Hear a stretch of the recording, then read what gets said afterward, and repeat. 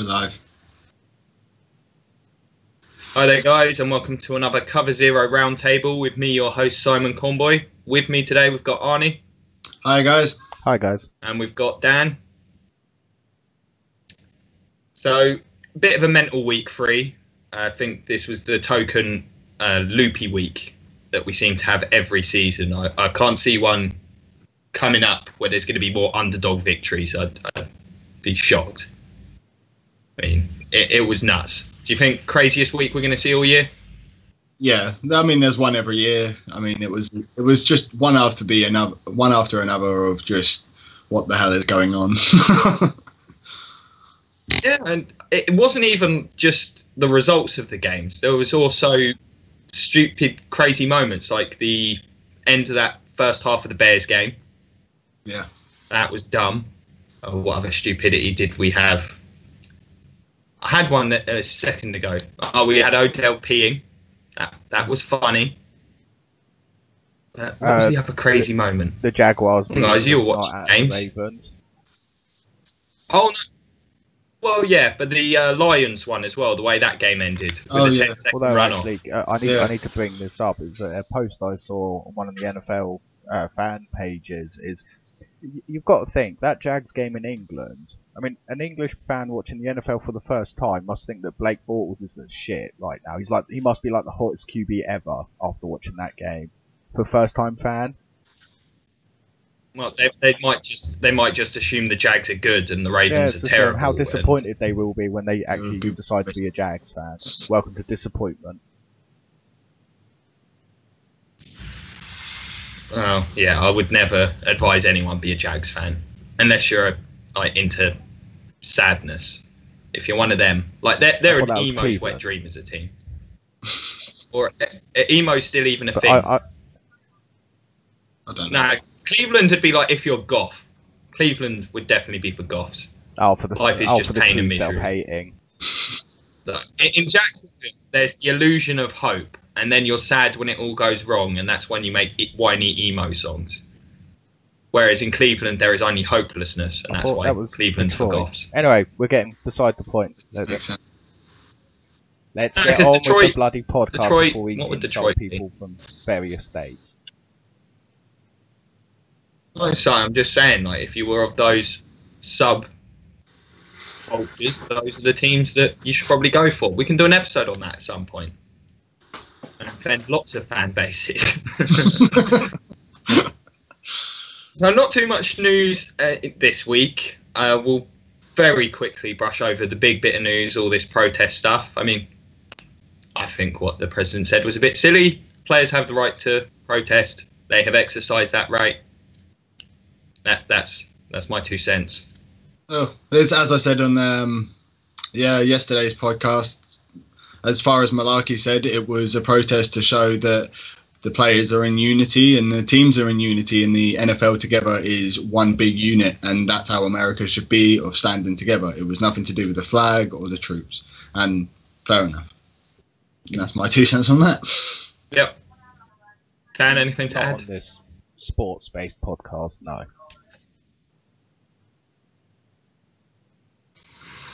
There we go. So that's our very basic approach on it. We're over here in Britain. We aren't nearly as concerned by this as many seem to be. I mean, nationalism is just kind of dead over here compared to over in the States. So, if it happened over here, no one would bat an eyelid.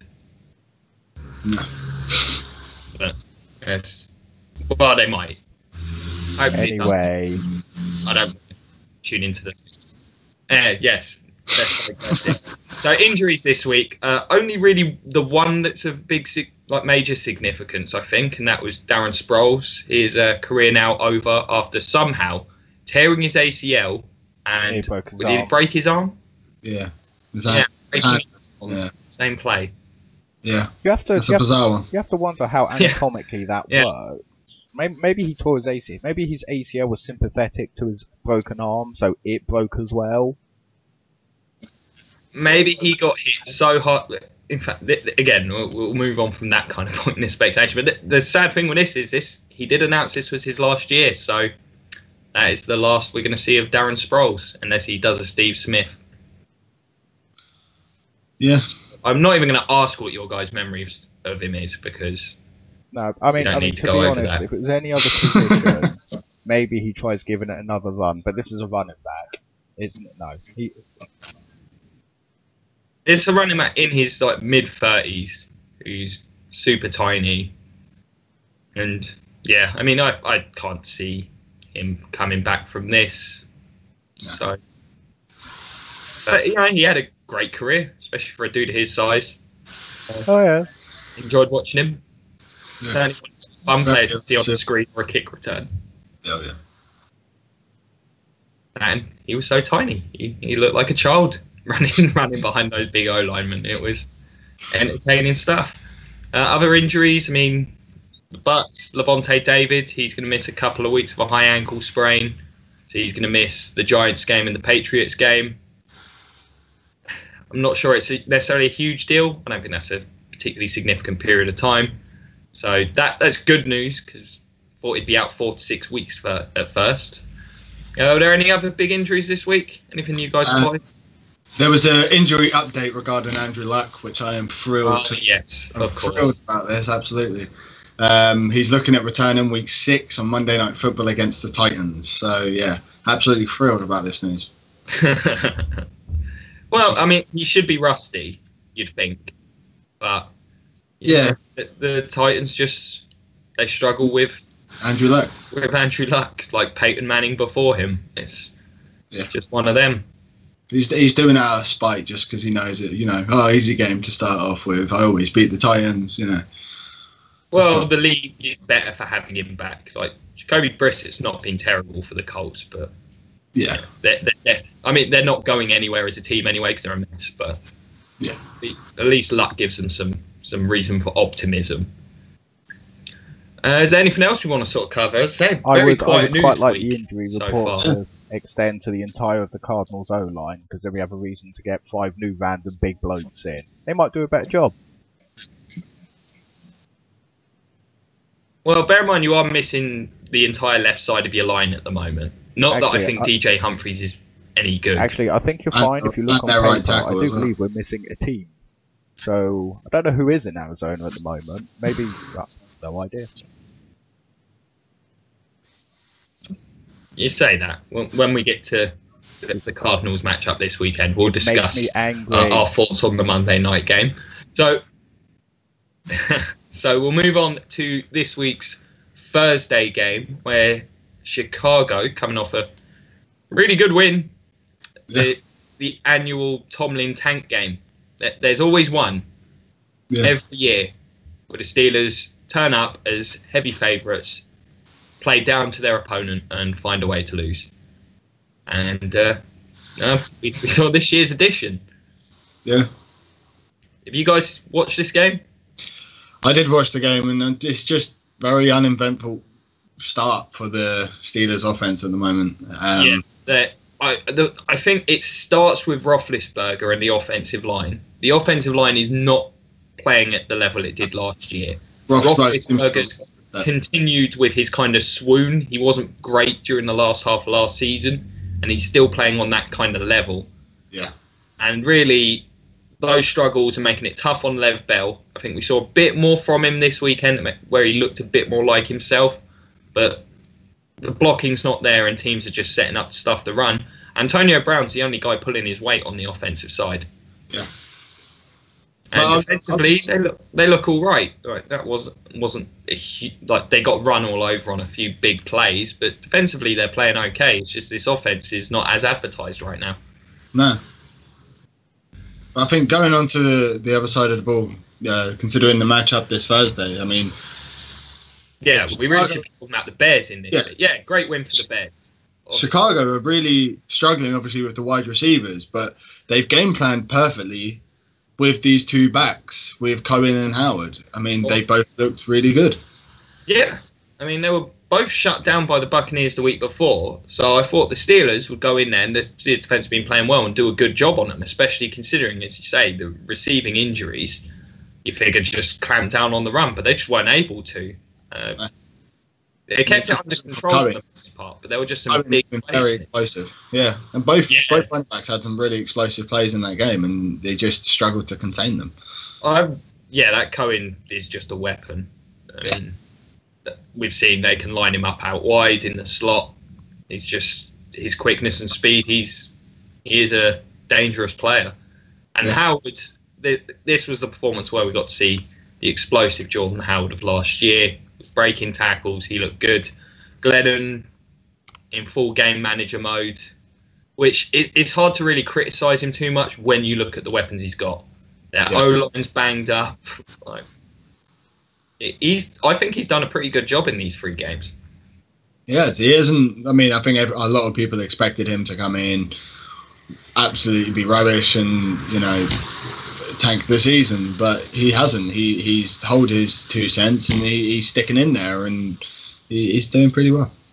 Yeah, defensively, this Bears team looks legitimate. I think they've played pretty well on that side of the ball thus far this year. Front 7, as advertised, I thought they'd be good. They have been. Secondary, questionable. Still probably better than last year, where it was absolutely atrocious. But they're just one of them teams that have been a bit unlucky. Whereas the Packers, again, not a very convincing performance against the Bengals at the weekend. I mean, we saw Aaron Rodgers can still come back, and Aaron Rodgers can still get outside the pocket and make their throws downfield. You know how dangerous he is outside of that pocket. He's been starting all these games really slowly. All 3 games this year, he struggled in the first half and then kind of got it rolling. Yeah, but I think defensive side of the ball for the Packers hasn't been great. No, the injuries don't help. They're another team. Just they've got injuries at tackle, injuries on the defensive side all across the board. Randall Cobb's currently hurt. Jordan Nelson's been hurt. He was playing injured at the weekend. Didn't have a huge he had a huge impact in the game in terms of the catches he made were huge. Yeah. But other than that, he was very quiet. So not the most impressive performance from him. I think defensively, they managed to pull it together, but I put some of that blame on Cincy. I think they got really conservative. Yeah. But the offense is just the run game isn't there. And Rodgers isn't quite as sharp as I would expect. No, but Rodgers tends to get hot late. As the last couple of seasons have shown, he gets hot towards the end of the season to push him into that playoff play. Yeah, and they'll get better when they get healthier. But as for this game, I mean, you'd have to think the Packers have a big advantage in this matchup. That Bears secondary, I still don't trust. Rodgers, is Cobb going to be playing? Yeah, Cobb thinks he's going to play. So you'd have to think like the Packers are just going to have too much for this team. I mean, at the end of the day, Chicago's offense is pretty one-dimensional.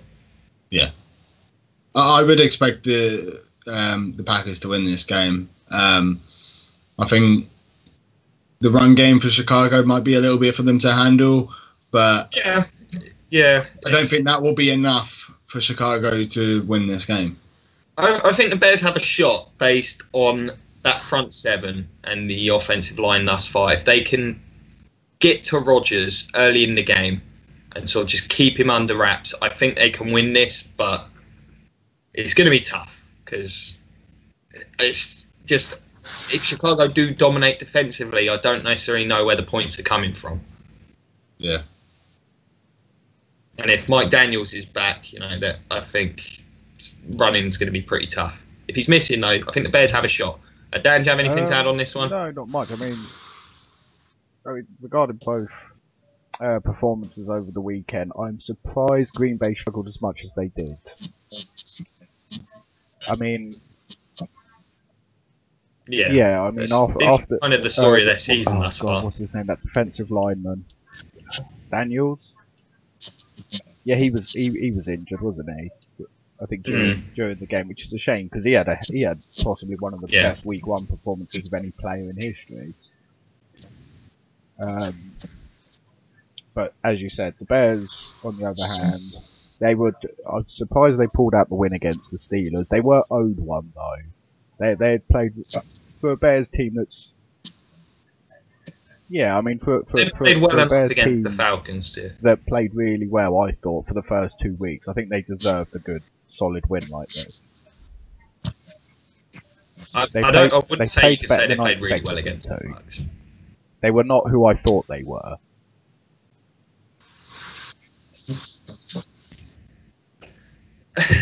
They've got some strengths. It's just the weaknesses are very weak at this point in time.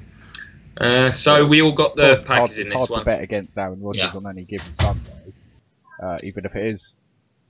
You know what I meant? Shut up. It's Thursday this time. Yeah, I mean it's hard to bet against the Packers at Lambeau anyway. But you never know. The Bears might surprise them as they did the Steelers. I wouldn't be that shocked with the way the Packers have come out so far. Next up, we got New Orleans and Miami both heading to London. We'll start with New Orleans. Good win for them at the weekends. I mean, the Panthers' offense really struggling. Probably just what the Saints needed to face an offense that's looked woeful. And offensively, they finally managed to get the run game going. Drew Brees looked sharp, not quite tearing him up, but guys looked a bit more in sync, I think, in the passing game. This was one of those games, I think we said the week before, is when we were picking the Saints. Yeah, it's not just that. We did say last week before because of how woeful that Panthers offense is. I wouldn't be surprised if the Saints win just by keeping the lead, because the Panthers can't answer anything. But yeah, this is definitely. Yeah, but the Saints played a pretty complete game. They ran the ball effectively, passed it well. The offense was fairly conservative by Sean Payton's standards, but they were never really threatened by the Panthers. The Panthers' offense was that bad all the way around, to be honest with you. But no, the Saints definitely need this because of the division they're in. I mean, they're going to be trying to compete with both the Bucks and the Falcons for division title. Possibly, because I still worry about the Panthers based on that offense at the moment. But we'll speak more about the Panthers later. But for the Saints, defensively, do we read too much into that game, or do you think playing a struggling offense, it made them look good? Yeah, I think the offense made them look good. I think they're going to have sort of woes going into this game. Containing Ajayi, I think Ajayi's just come off a bad game where he got manhandled. We'll move on to the Dolphins and discuss their. Yeah. I mean, that's the thing. Like, I felt bad about the Buccaneers' performance, but then I went and watched a bunch of others, and man, there were teams that laid bigger eggs than we did, and Miami, one of them. Jay Ajayi did nothing in this game. No, that Jets front seven handled him fairly well. But I think he will rebound this week against that Saints defense, which struggles to contain a lot. I don't think they're going to try and put the ball in Cutler's hands a lot. I think they're going to rely on this run game. That was the strangest thing about that game on Sunday. When I rewatched it, Cutler didn't play terribly. No. I just assumed. You see that score, 20-6. I was going to watch that game and just laugh at Jay Cutler for half an hour. He still made some decent throws in the game. He still proves he can get outside the pocket as well. Yeah. Did that quite a few times in the game, and he did that the week before. But there was a couple of throws which were questionable, but his receivers let him down in this game. There were some bad drops. Run game, as we said, non-existent. The offensive line just got dominated. So that was poor. Defensively, not enough pass rush for me. They've struggled through the first two games with what's supposed to be the strength of that group. So that's they've got to be a bit concerning. They've looked very average. The two games because obviously. Yeah, so I think the Dolphins are just starting flat, as it were. So I think this week. Yeah. Well, the offense. I guess this you week could I'd expect that with Cutler. Going into the game, I'd expect them to really ramp it up a bit. Get what should be Yeah, I know. We said that last week. We thought, this is the game they need. The Jets. But hopefully this week they can get stuff sorted out. Ajayi will. Oh, I will be as well. I'll be shocked if they can't run the ball. Oh yeah, that will be their main focus. I mean, Ajayi back in his hometown. The strength of this team is their run game. especially from last year. Yeah, So, for me, this game comes down to if their line holds up. I think they'll have success because the Saints secondary, I don't think they can handle this Dolphins receiving group. It's a really talented group, and they've struggled when against the deep ball. I can see Cutler maybe getting a couple in this one, but then I see the same on the opposite side. I'm not sure if the Dolphins can get that pass rush going. I'd give them the edge in this game, but if they can't, I think Drew Brees will carve that secondary up. They get Willie Snead back for this one, I believe. I think it's a 3-game suspension, so that will be big for them. And you've got so many questions about that Dolphins linebacking group that really, this game could be, like a sneaky shootout. Yeah. Well, I think Miami's game plan should be going into this game is to pound the ball and take as much time off the clock and to get the ball out of Brees' hands. Absolutely. Not have Brees holding the ball at all, because the longer it's in Brees' hand, the more trouble the Dolphins are going to get into.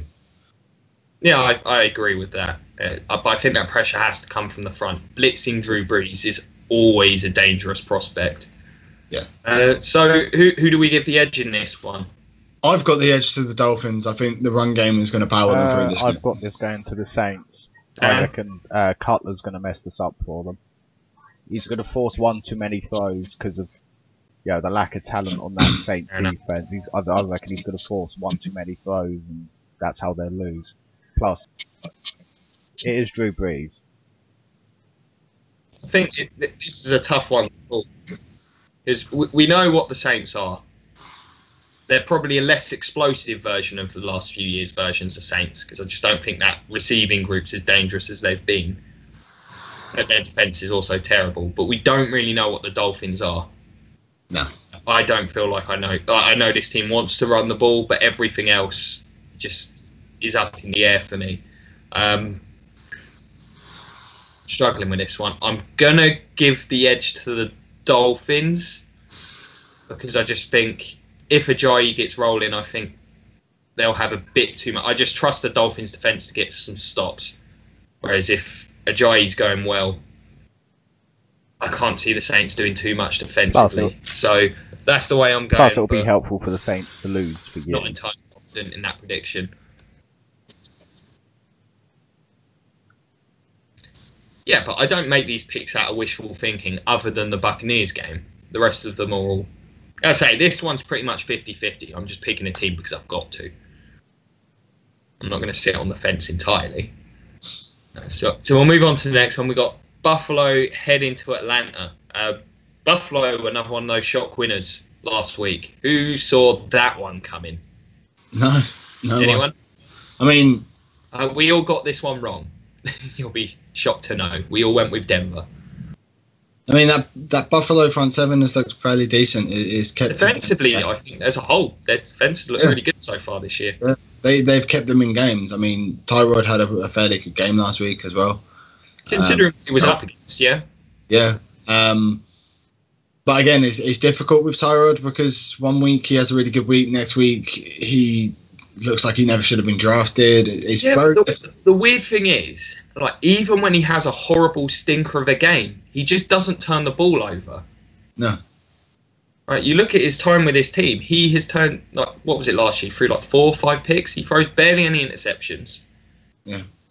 Doesn't fumble too much. So, like, he'll have these games where he's incredibly, like, not productive in the passing game, but they've still kind of got a chance because the run game's pretty good and the defense is pretty good. So it's a strange one. He's still, for me, the most frustrating quarterback in the league.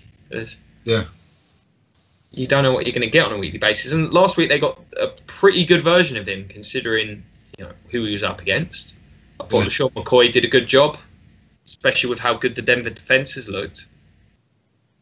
And they protected better than I thought. Defensively, they were great. Secondary has been really good. Jordan Poyer, a random dude they signed from the Browns, has been really good at safety. Their first-round rookie Tre'Davious White's looked good. It was a really solid performance from them. Yeah. I mean, on the other side of it, with Atlanta, I mean, the offense is getting rolling. Yeah, they looked really good at the weekend. They let the Lions hang around. Yeah, defensive side of it. I mean, the Falcons, they don't pride themselves on that side of the ball. I thought they looked good defensively, though. I mean, the Lions really struggled. They were getting good pressure on Stafford. And considering Vic Beasley was out of the weekend, was he not? Yeah, he's out for the next month or so. But Takk McKinley, I thought, played really well in this game for them, the rookie.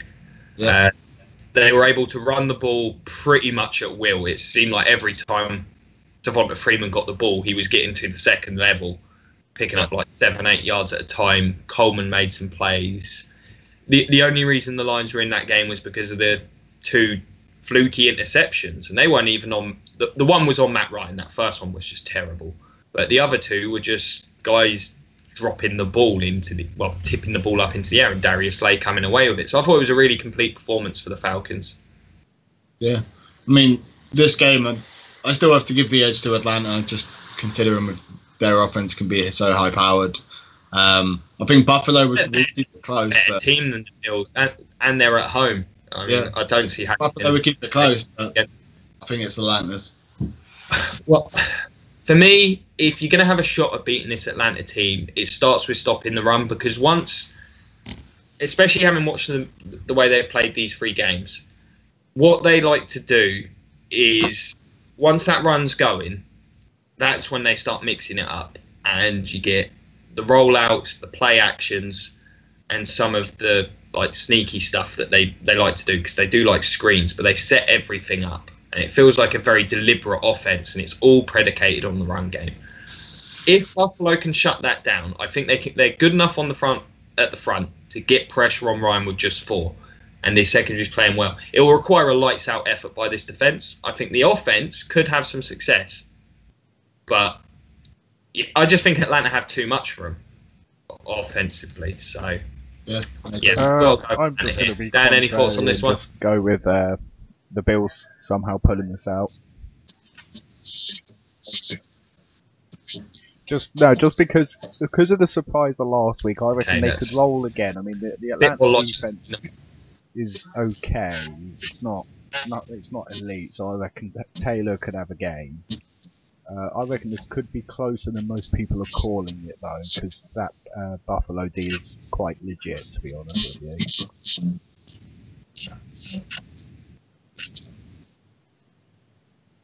It has been so far. Well, we'll move on to what a couple of years ago was my favourite game in the NFL. Not so much these days, as Pittsburgh head to Baltimore. Both teams coming off of really disappointing losses in games where you'd have expected them to win. We sort of already talked about Pittsburgh a little earlier on, so we'll kind of just finish up on them and how they played. Yeah, offense still not clicking. Still clicking, no. The defensive side of it, the secondary hasn't really been working very well. The pass rush has been there, but it's very. I don't know what's going on with Pittsburgh at the moment. No, it just feels them and the Packers feel very similar to me. It doesn't feel like it's quite all clicking for them. And Baltimore, that game. Everything I finally watched it today. It was not an enjoyable game unless you're a Jags fan. Yeah. What? I mean, it's just a total collapse start with on every level. In that game. I've seen. Yeah, I mean, it was. Whatever could go wrong. We've seen a lot of NFL. There's no positives from it. Offense doesn't execute. Defense gets gassed. But since we've been watching, I've never seen a collapse so spectacular or complete as what happened in London. It was. Well, it's just to see that defense have that kind of a game against Blake Bortles is just shocking to me. Bortles was tearing them up. Blake Bortles. And that's why I think... we were talking about this Ravens defence. People were saying this might be the best defence in football. Yeah. I think this week, I don't think Ravens are going to be able to overcome themselves from this loss. And I think Steelers are going to capitalise and just kill them on it. my worry for Baltimore is that their offense is just, especially with Assembly gone now, is just a mess because their offense could not do anything against that Jags front line. No. It was a mess, and replacing the best offensive lineman in the league and they've got injuries all across that front. It's hard to see how Baltimore get points against the Steelers' defense that's playing pretty well at this stage. Yeah. And then the defense, I think that was just an aberration. I don't think we see that again. But I think it feels like Pittsburgh have to put it together at some point. Like there's going to be a game where it all clicks, and they just. You'd think it would be this game. Oh, I mean, it could. I think Pittsburgh just going into this one. They can mix it up. It's just when you look at the Ravens' offense, who scares you there? Oh, well, that's the point. The only scary thing about the Ravens' offense Mike Wallace is might being the catch a quarterback deep pass standing behind the offensive line.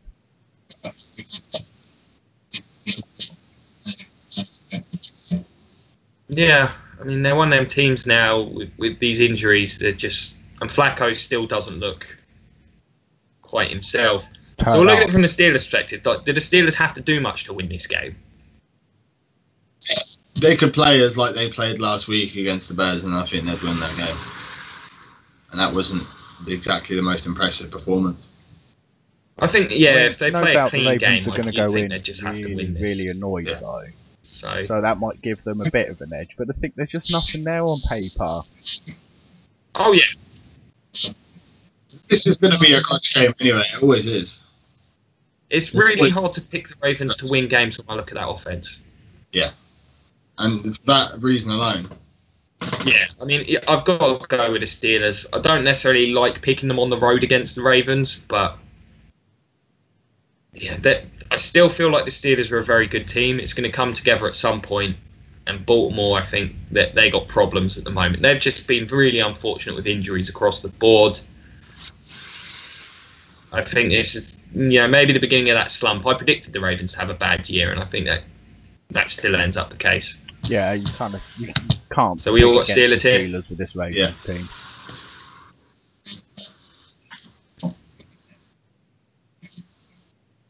Not at the minute. Move on to the next AFC North game. Well, so the Bengals, they just can't catch a break, can they? No. Talked about the next game earlier. Like, at least they showed some signs of life on offense. Yeah, and I think with this game, I think the Browns are still trying to get out of this slump. They've still got a lot of new players there. I think Cincinnati, I think they were starting to click. We've got to finish the Cincy game. Cincy defensively have been very impressive thus far. They've been really good. That is not the defense of a winless team. No. Played well again this weekend. Yeah, and they're playing really well. And I think we're firing the offensive coordinator. I think Cincinnati offense will start to click a bit more now. They went back to what I think is the best plan they could have last weekend of spamming AJ Green. Yeah. It's a good system. But I think they're going to get better as the weeks go on. But at least they're not looking. The thing is, they don't look like an 0-3 team.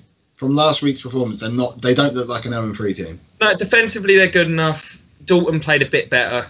The offensive line needs to come together, I think, for this team to get off this schneid. Yeah. Fortunately for them, they got the Browns coming in who just lost to the Colts. So it just feels like the Browns are just running in place, doesn't it? Yeah, the Browns are doing Browns things, and whenever you feel like they're a sure thing to win a game. And Miles Garrett's still out, isn't They're all wrong. It's just Miles Garrett's Kaiser's still out. Looks like a rookie. The factory of sadness continues. Yeah, Corey Coleman's out as well, so yeah, the offensive line hasn't played as well as it was expected. That's been the big disappointment for me watching the Browns so far this year. And defensively, they're not as bad, but there's no impact players there. There's a lot of rookies on that defense. Yeah, there is. It's still an incredibly young team, and you feel like they're going to get better on a weekly basis. But I mean, the performance against the Colts was just bad. Yeah, there was very little positives to take from it. I mean, really, they were getting drubbed, and they caught up in garbage time to make it look close. But the Colts handled them. Oh yeah, and that's got to be concerning. So this matchup then. The football god. I'll let one of you guys take the lead on this. How do you see this matchup? Win. The Browns are going to win this just to further cement the Bengals being poo.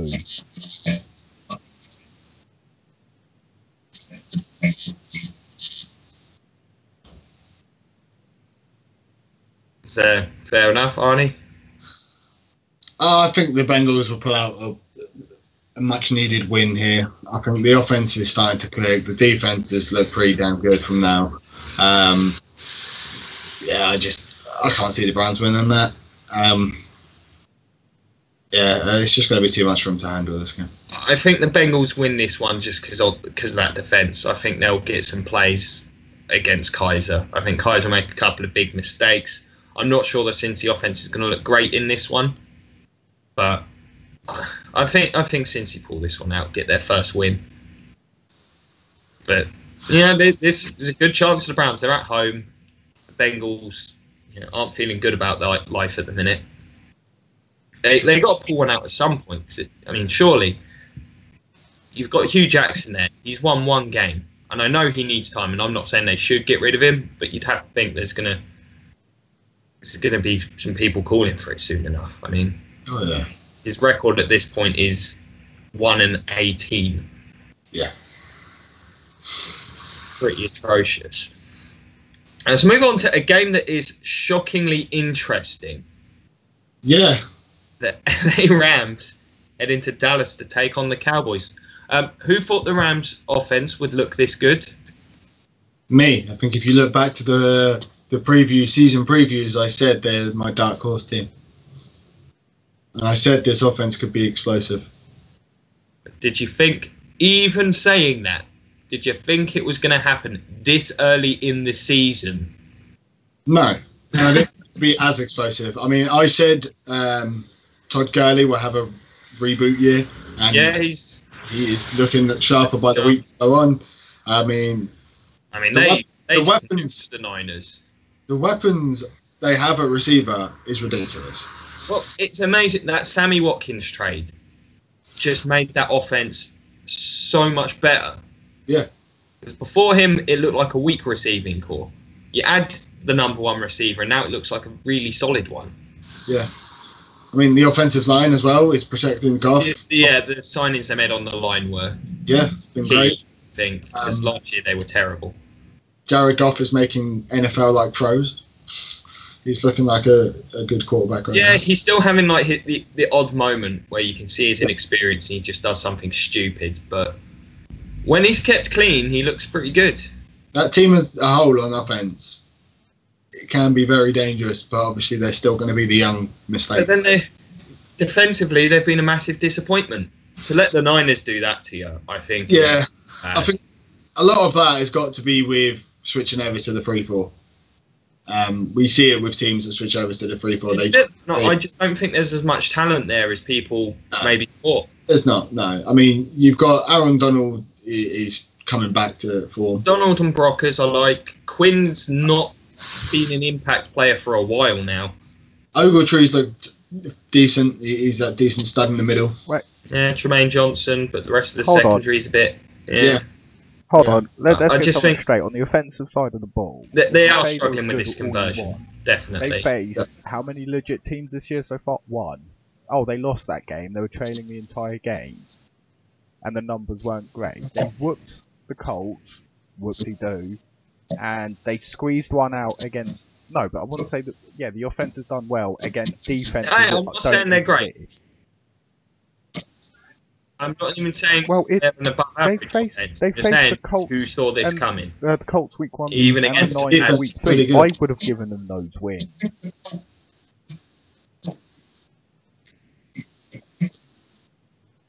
Niners defense is pretty It's good. not about the wins, Yeah. it's the amount of points and how the offenses generally looked. Last Last year, year, Jared Goff was one of the worst Goff put up I'd ever average witnessed. stats for QB. Yeah, he looks better than he did Yeah, last but he didn't year. look terrible. Bear in mind, He still looked a lot the better than he did Redskins last year. are a super elite D. They're an average at best D, and they still. Yeah, but no, The Redskins defense is not, pretty not good. crowning We'll the talk bloody about that Rams as later. having all explosive Anyway, defense. we'll They move face on two from this. trash teams. We get it. I You could don't put up points on Rams. those bloody teams.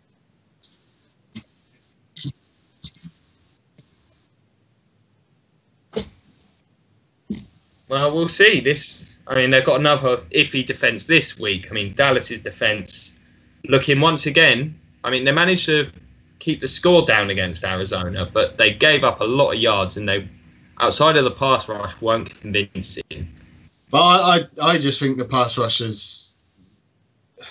It's a function. It's hard to say Not if much a fun pass to rush against season that well. Line. I mean, when the times they were giving up points in that game, they were rushing 4 or 5 guys on the line, and there was no need to rush 4 or 5 guys. And you saw the halftime adjustments. They came out and rushed 3 guys. When you're rushing 3 guys and getting that kind of pressure, that's embarrassing for an offensive line. Yeah. So I don't think the pass rush is all that it's made out to be, considering the line that they were facing. They're better than I expected, but there's still a lot of concerns there defensively. Yeah, the whole pass rush against the I feel like the Cardinals Cowboys is the same escaped argument we that had one. with the Jags in week 1, then week 2 going to Tennessee. Looked phenomenal. Face an actual offensive line, nothing.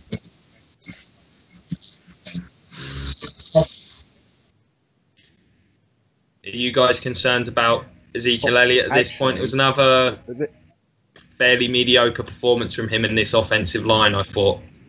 Yeah, I thought the offensive line looked pretty shocking, especially in that first half. I mean, they could just get nothing going. The Cardinals' run defense isn't the best either. So, for them to be stuffing him like that, I mean, he broke a few big runs, but you take a couple big runs away. Majority, I think, you take a couple of them away, his stat line looks horrific. Yeah. The offensive line isn't as good as it was last year. They've got 2 new players that just don't look like they've gelled as much, and I think teams have adjusted a bit better to what they were doing last year. Yeah. No, why would? And teams aren't showing Dak Prescott as much, like a huge amount of respect at the minute. Well, it might not even be Dak. It's the receiving group there. They're not great. I didn't rate some of his throws in that game. I didn't think he looked amazing. He played okay in the second half. He looked like a subpar quarterback. He's going to manage the game fairly well for you, but I don't think he's a quarterback that's going to... You can put your team on his shoulders, and he's... Not at this point in time, but a lot of that comes down to the weapons, surely. Like, no, Dez Bryant I was going to say, actually, he seems to have hasn't disappeared looked great from the offense. Although, this Cowboys offense... Yeah. He's had a lot of injuries the last couple of years, and I don't know if maybe they've sapped a bit of explosiveness from him, or if he's not fully healthy. It looks like there's something missing there. And the rest of those guys aren't that, like Jason Witten's $1 million. He's a solid slot guy. Well, the thing is, though, with that, I've said before how little I like Terrence Williams as a player. So you're going to have to rely on him a lot more for the to pass in the clutch. And quite frankly, I know, but this is one of the things I never thought I'd actually say. But because this run game is trampling. He can't take the game on his shoulders and win it through the air.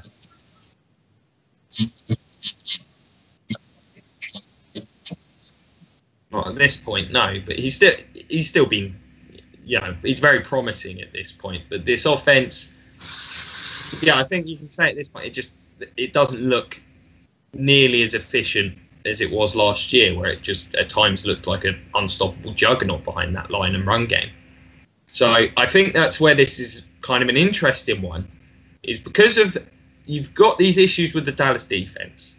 This Rams offense is definitely confident, whether you believe in it or not. They're going to be a confident group heading into this one. Yeah. and they probably match up pretty well with this defense. So how do we see this one going? I'm going to give the edge to the Rams. I think both teams are going to have pile up a lot of yards on the run, because the Rams have struggled to stop the run this year. So I see a big stat line for both running backs here. But then passing game wise, the reason I give the edge to the Rams is I trust the Rams passing game, and I never thought I'd say that. I trust their passing game more than the Cowboys. I trust the Jared Goff led passing game more than the Dak Prescott one. Yeah, at the moment I do. And I think just for that, I mean, I don't think the defense is going to have a real edge in this game. Going to the Rams. Fair enough. Dan, how do you see this one going? Just purely because there's nothing I've seen from the Cowboys that's made me go, yeah, they're a contender this year. We'll get onto the Zona game when we get to the Zona matchup. But that's a game the Cowboys shouldn't have won. I think we're all in agreement watching that game.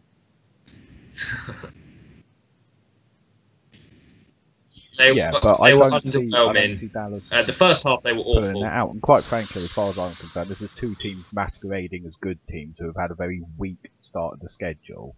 So time will tell. I think Rams can go the distance in what is already a very weak division, but Dallas, I don't see them doing all that much this year. I think the reliance they're going to have on Dak Prescott throughout the year is what's going to let them down. And if Zeke doesn't pull it out, they're done. He needs to. I know the offensive line's not the monster it was from last year, but if he wants to show that he's a good runner as people seem to think he is, he needs to. I don't know what he needs to do. Put more effort in. Yeah. Some distractions at the minute. But I still think Dallas win this one, and part of that is I think this is the kind of game where they'll be able to run the offense they did last year effectively, because I think Zeke will be able to run on them. Donald's going to have a big game for the Rams for sure. He'll have to control the line of scrimmage. But I trust Rod Marinelli, who's done a great job as the Cowboys defensive coordinator with not much talent. I just trust him to get some kind of turnover from Goff. I think the Cowboys pass rush has been good enough that they'll force a big mistake, and I think that'll give them the edge. But I don't favour the Cowboys by much in this one. Not as much as I would have expected. Yeah, a lot of credit has to go to Sean McVay. I reckon. It's early on. Yeah, no, me and Arnie were discussing this the other day. They already look years ahead of where they were last year. And it's hard to fault that.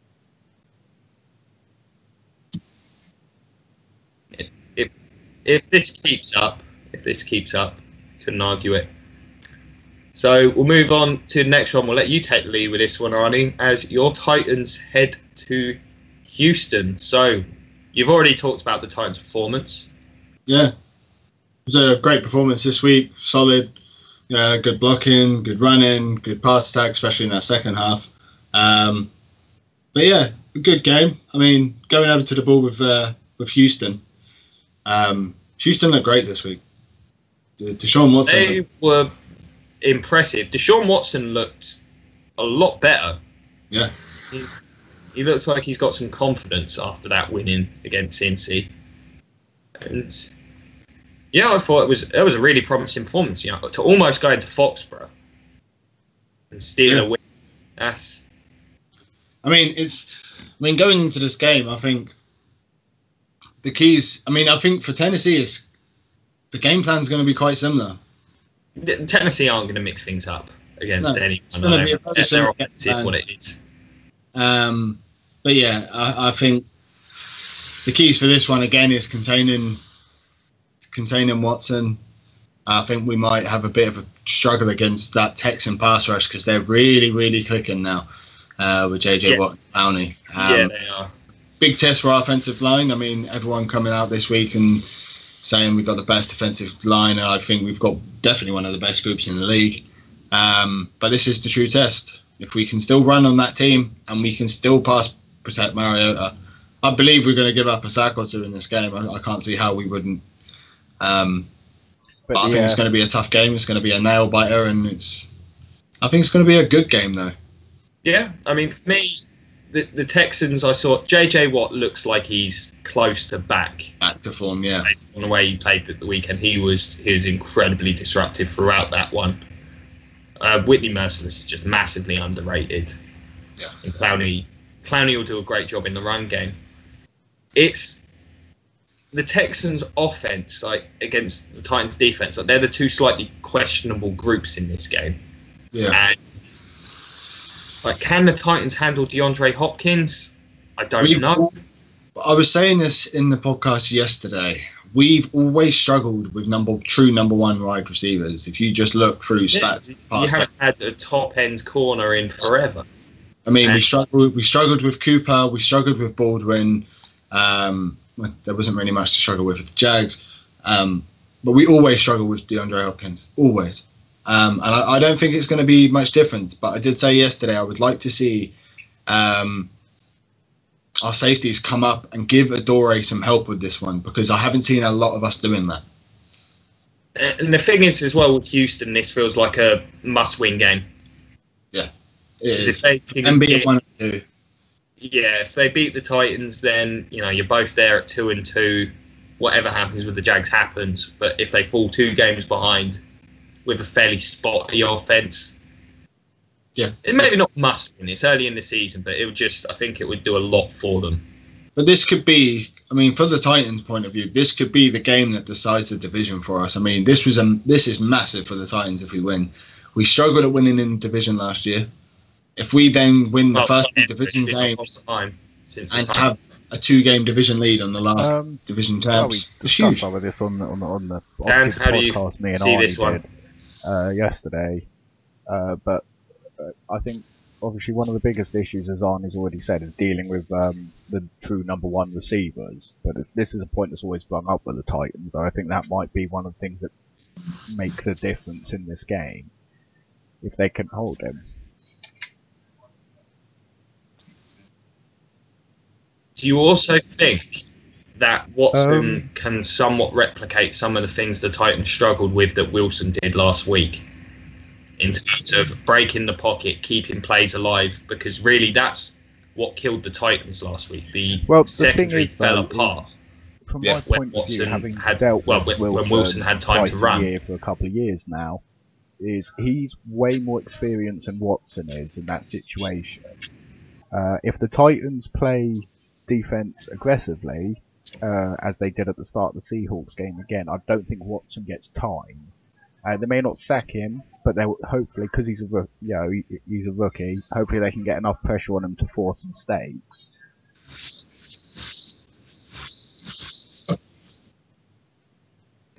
The thing is, I think they've got to it's Dick LeBeau going against the rookie, so that's a plus. He does a great job against rookies. I don't think they go that aggressive. I wouldn't be. I think they try and confuse him with some zone blitzes, only send sort of 4 or 5.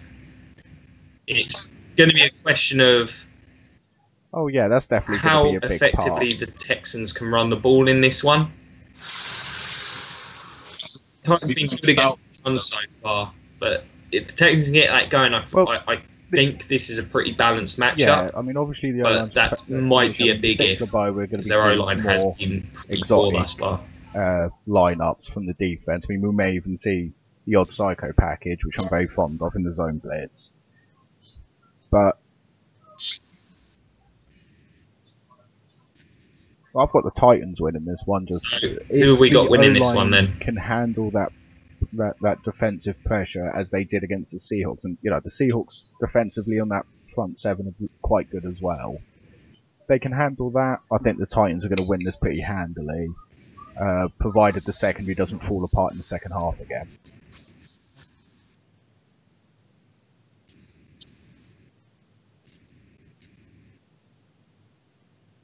Arnie? I've obviously got the Titans winning. All I want to see is the offense click earlier. I'd like to. I mean, I thought that was the thing with that game. It was like both teams just sleptwalked through that first half. It was the first half was an ugly game of football. A lot of penalties, a lot of bad offense. It was, but I think considering all of that, I mean, if you look at all 3 of our matchups so far, we've only put up 25 points in the first half this year. Yeah, altogether. That's not good enough at all. So I'd like to see us start nice and hot, and I think if we do that, we'll be able to keep the pressure, and we'll take that win. Fair enough. I'll move on to another really good matchup. Detroit heading to Minnesota. Oh, I'm going with the Titans. Okay. The Texans' offensive line doesn't convince me at all. I think that ends up the big difference in this one. Cool. Plus, rookie quarterback against Iguodala. So yes. I'm going to go with the man with like 1 billion years of NFL experience. Detroit heading into Minnesota. Both teams 2-1. Both, for me, both better teams than I thought they'd be thus far this year. Detroit, we sort of mentioned them earlier. Did a good job hanging around in that one. I'm not sure I can give them too much credit because I thought the offense really struggled. Yeah. A lot of pressure on Stafford. The receivers were struggling to get open, and they couldn't really run the ball. But the defense did a good enough job with those turnovers to keep it close. So, they're a tough out with Stafford because, I don't know, he's just got that ability right now. He just keeps... Even last year, every game was close. Yeah. I think he would probably do the same. To make them defensively. Like, they look really bad this week. Yeah. But against a really good offensive unit. Exactly. So. They look really good against the two terrible units and really bad against the elite unit. So I'd say this defense is probably a middle of the pack. That may end up being the case. And I think this offense is very average as well, but Stafford just gives them a chance. Yeah. Whereas Minnesota, I mean, they just tore the Bucs apart. Bucs defense couldn't do anything in this one. The defense is playing lights out football. The defense is what we expected. Yes, it's everything we expected. But again, I think this week it all comes down to Xavier Rhodes. That we discussed him earlier. For my money, he's currently he's playing the best at this point.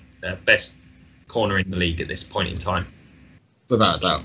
I mean look at Steve Nelson, Antonio Brown, and Mike Evans, and he's contained all three of them. Yeah. That's pretty good. Oh yeah. But I think for me, I can't. I just can't see them if Bradford's not playing. Yeah, but I just can't see him having the same performance as last week. Well, the thing is, Dalvin Cook has been great so far. Like the Bucs did a good job containing him in the run game. Yeah. But then he tore us apart in the passing game. He had like 70 receiving yards on the Bucs. And that pair of receivers they've got in Thielen, Diggs, we say it every week. They're way better than people think. Well, they're the two of the top three receivers right now, as far as yards go. Well, they're both playing really well. And, the big question is obviously Bradford. Like, I feel like Minnesota just will have too much for Detroit, though. The way Detroit's offense, it doesn't look great. I don't see them doing much against this Vikings team. There's no way they're going to be able to run it. I cannot see Amir Abdullah putting up a game against this Vikes D. Yeah. And they're playing good pass coverage. They're rushing the passer well. I just think they'll have a bit too much, and they've got the weapons now, I think, this year. That even with Case Keenum, that I think they can score enough points to beat this Lions team, especially at home. Yeah. So I have Minnesota. I think Stafford will struggle in this one. I don't think he has enough help to beat.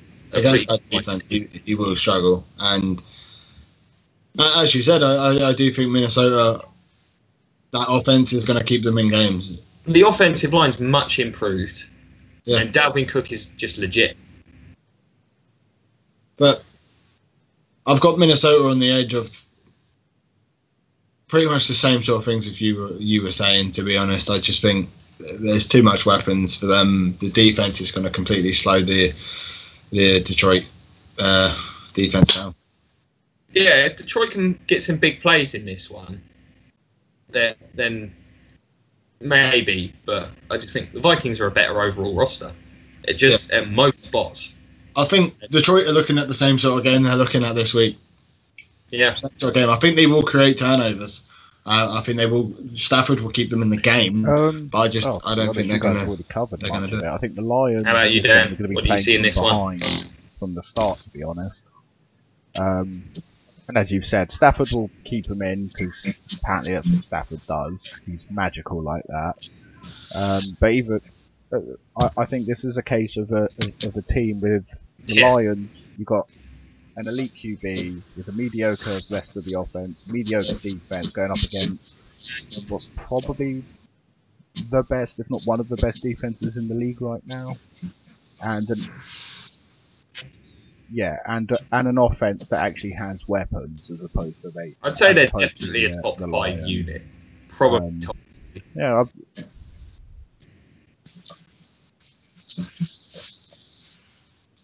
Yeah, Lions have some weapons. They're just not out. Like Golden Tate and Marvin Jones, I think the Lions are going to be okay the entire game.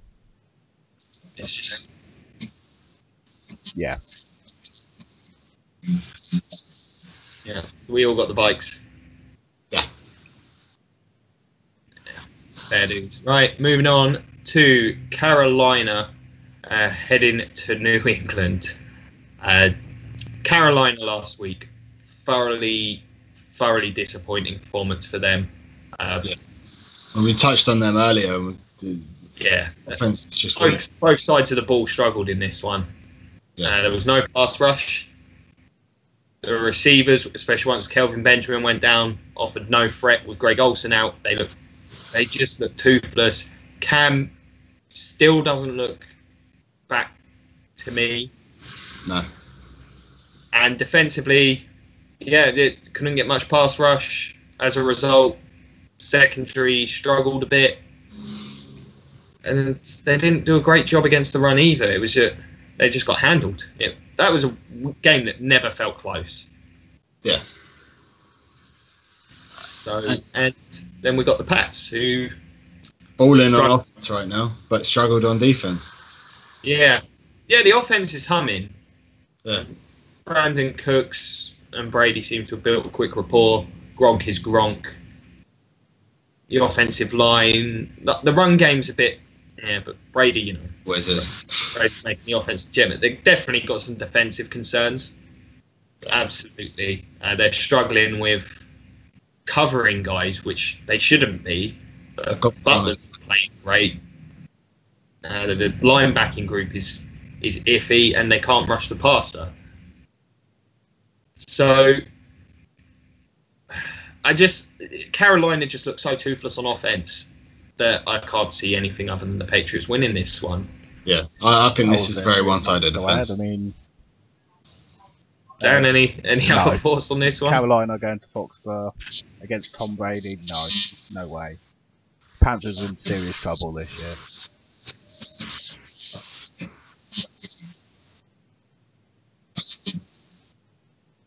I think if the Panthers were healthy on offense, then if Cam was healthy, Olsen's there. Without Olsen, I feel like they're really easy to defend. McCaffrey's not, the offensive line's not good enough for this Jonathan Stewart-McCaffrey combo to take over games.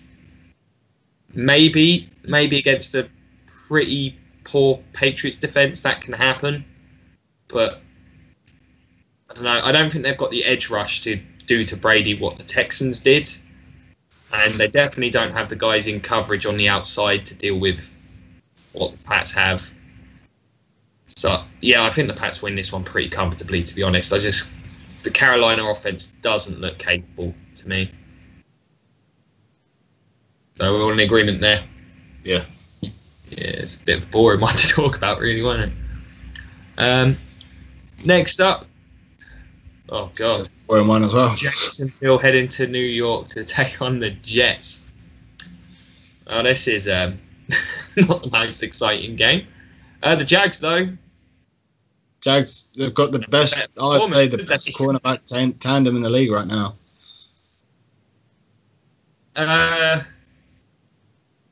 Maybe. Over the last 3 games. Maybe. They have played very well, that tandem. The defense is starting to gel together. The offense is always going to be a worry. As long as Blake Bortles is back there, it's always going to be a worry. Well, yeah, but Fournette's done a good job so far, and teams are just. He's got the toughest job of any running back in football right now. Yeah. Because he's running for a Blake Bortles-led team, which means teams are loading up to stop him. And I think he's done a really good job for him. He's helped him out in the passing game a bit as well. Yeah. Of course it bloody yeah, was. Bortles looked good. Do we think that was just a mirage? Yeah. There's no way that was real life. None of us are convinced then, because I'm definitely not. I stand by Blake Bortles is the ship sinker right there. But yeah, defensively, I don't think you can really doubt the talent that's there, and they're playing well. Against the Titans, I just think they got exhausted. I really do. But the Jets, who saw that one coming? No one. I mean, the Jets have done a great job this year of stuffing the run.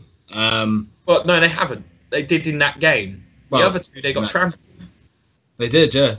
That was the surprise. They were meant to be. That was meant to be their strength this year. Yeah. The run, and it showed that week. But the Jets should just be a mess, and I don't know how they won.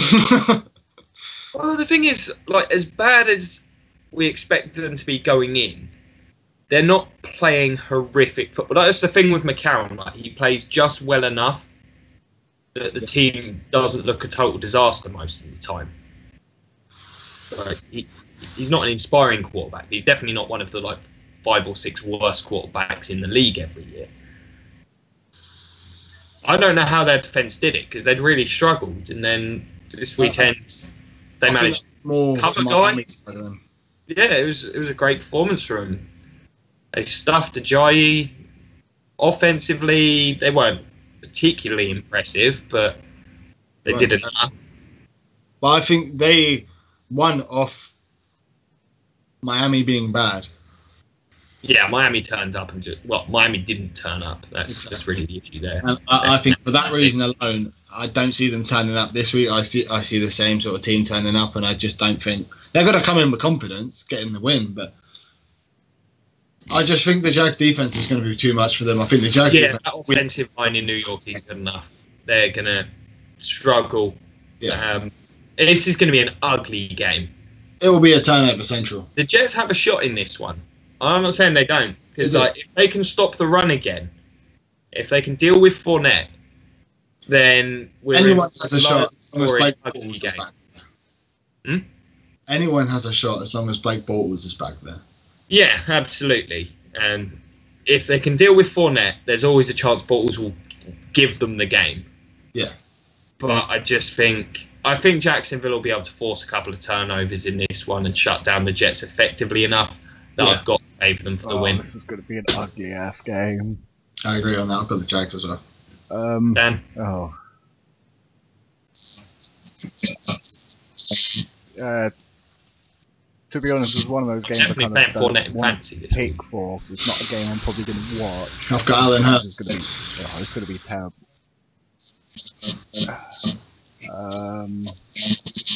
Draw. Oh, you still got to pick one. Fourth what? Pick a tie.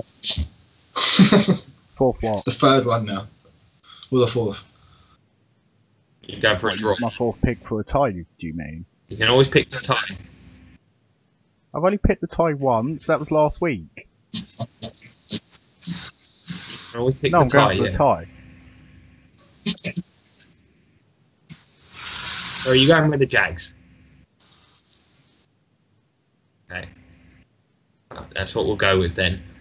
Oh, God. Yeah. Talking about ugly games. Moving on, we've got San Fran heading to Arizona. Hooray. Dan, do you want to talk about the Cardinals? Line behind And the their Monday night them, I'd be performance? surprised, to be honest, after that. But no, that Dallas game was not a game we should have lost at all. Just lack of protection in the pocket. Palmer actually played his first game this season without a turnover. Massively surprised.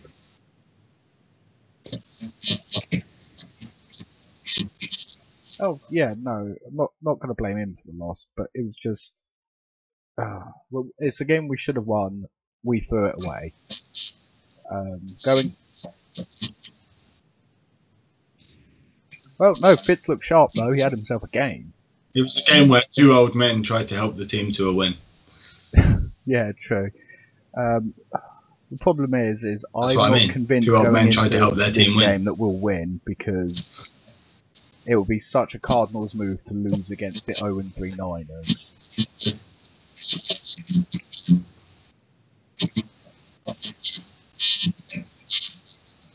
And the Cardinals' defense is okay.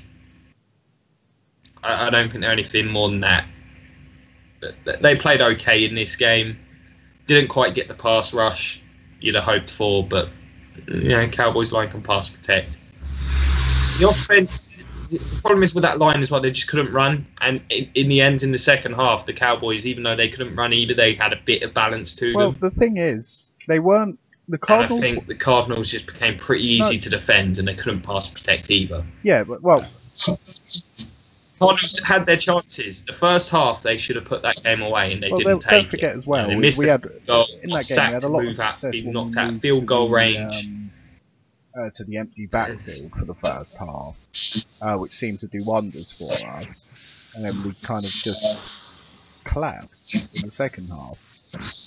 I mean, I'm not afraid of anything on the Niners team. I mean, they've got a decent D going, but I'm not worried about it.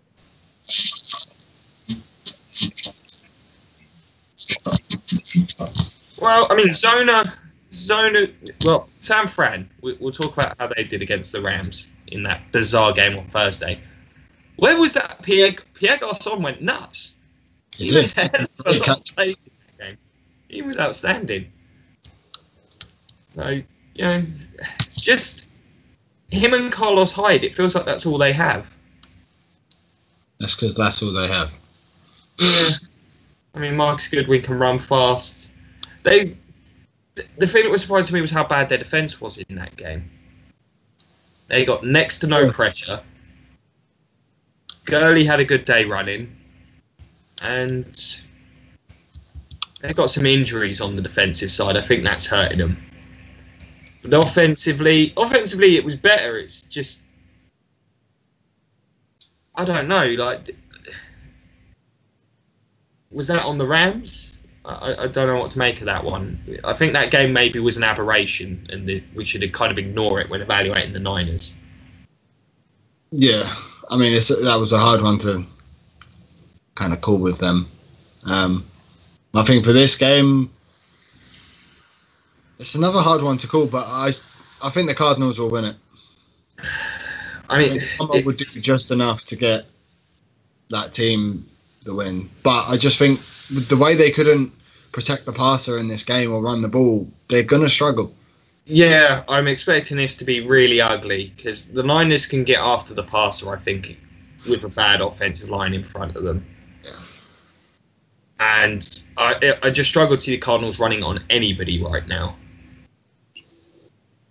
But then I don't know if I can see the Niners scoring a lot of points. So I'm expecting it to be low scoring.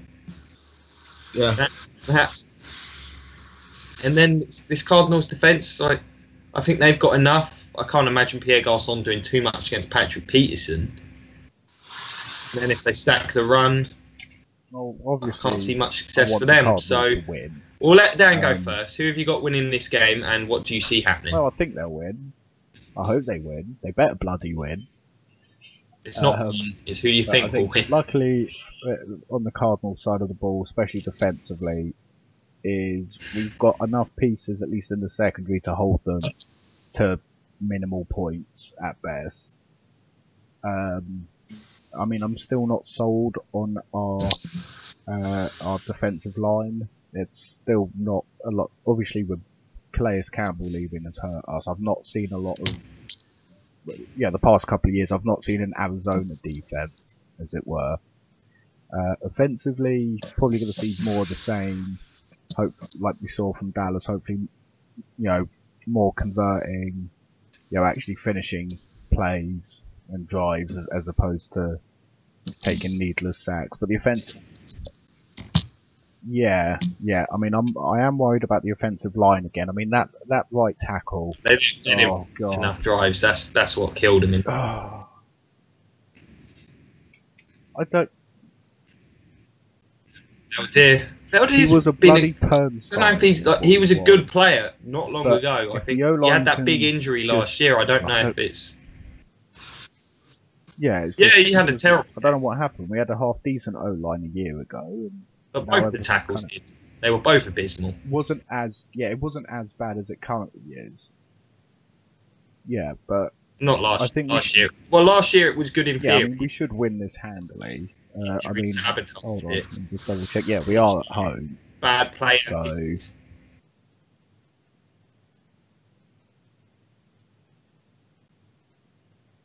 Yeah, that's the only reason I've got the Cardinals in this one.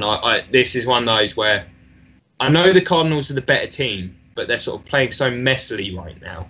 Yeah, this is something I've noticed. If the Nuggets were at home, I'd be tempted, but with the Cardinals being at home, for lack of a better word, just everything, every element of it.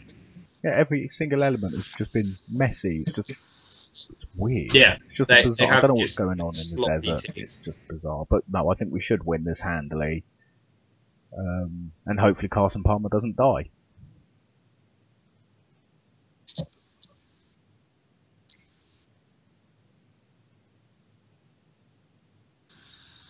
He's hoping. Arnie? I've got the Cardinals winning this one. I think they'll make some key.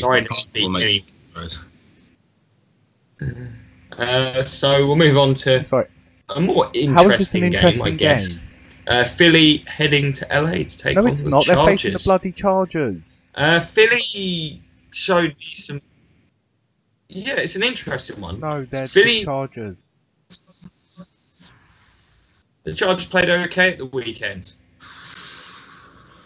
Again, the Chargers haven't been. That's the thing. They're 0-3, but they've not been terrible. Those first two games, they barely lost, and then, I mean, they should have beat the Dolphins, especially because they were the better team in that game, and they did a good job on the Chiefs. Defensively, the Chargers are good. They played well again, but the offense has been a big problem. Phillip Rivers is not playing well at the moment. They're struggling to run the ball. The offensive line's not being good. And that's been the issue. The defense has been as advertised. They'll miss Jason Verrett. Of course, he's out for the year. We should have mentioned that earlier. He's a very good corner. And unfortunately for them, they've lost him again because he missed most of last season as well.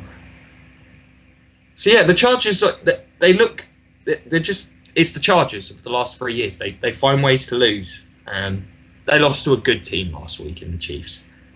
Whereas the Eagles, I saw reasons to be concerned in that Giants game. Especially on the defensive side. Yeah, I mean, Fletcher Cox went down and all of a sudden they just fell apart defensively. And on offense, Wentz has that same quality like me as a Bucs fan. I have those same feelings watching Wentz that I do when I watch Jameis. That any play could go totally wrong and blow up in your face, or he could do something ridiculous.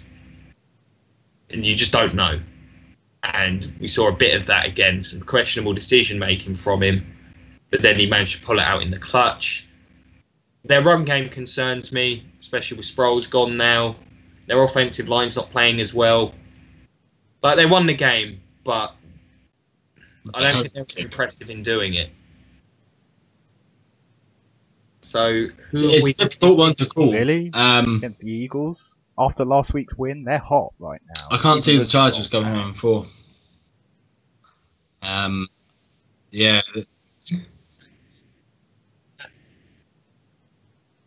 I just can't see it. I think the pass rush is going to be too much for the Eagles. I think Wentz is going to struggle. Wait, hold on. Phillip Rivers doesn't need to play well. He just not needs to turn the ball over, and I think they're going to win the ball over in a year where he's had as many interceptions as he's had touchdowns. You clearly disagree. He doesn't need... Not when he throws it straight to him. Well, it doesn't matter. Who's going to intercept the ball for the Eagles? Have you seen the Eagles' corners? Yeah, because as I said, I think I said this to you the other day. The biggest issue in LA, So I'm guessing you're going with the Eagles. The Chargers, not the other LA team, is the quarterback. I think I'd get rid of Rivers if I could. I think he's past it. I mean, not to get, obviously we don't want to go into too many stats, but the games that they should have put away were lost because of him most of the time.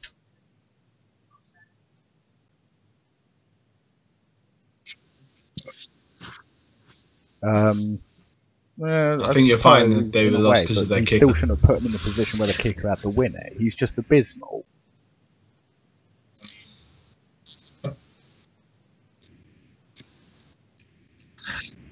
Rivers is not playing up to his standards, but they've got some problems there. But I'm actually with Arnie on this one. I think, especially if Fletcher Cox doesn't play, that the Eagles' defense looks significantly weaker without him. I could see Melvin Gordon having a good day. I think the Chargers do have some weapons on the outside. Keenan Allen's playing pretty well at the minute. If Cox plays, then the Eagles probably win. I'm kind of with Arnie. I just feel like the Chargers are due one.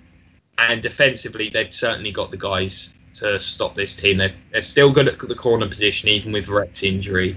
And I just think Ingram and Bosa are due like a game-changing play that wins them a game. Because they've both been playing pretty well. Ingram in particular has been great so far. Oh, yeah. Stud. He is. No, so I can see like Philly are obviously going to be favored in this one. But yeah, I'm with Arnie. I'm going to take the Chargers, they're rubbish. It's the curse of moving to... No, this is what happens when you abandon San Diego. So next up... Moving on. And if I remember correctly, wasn't that team? You say that the first year the Raiders moved to LA, they won the Super Bowl, if I remember correctly.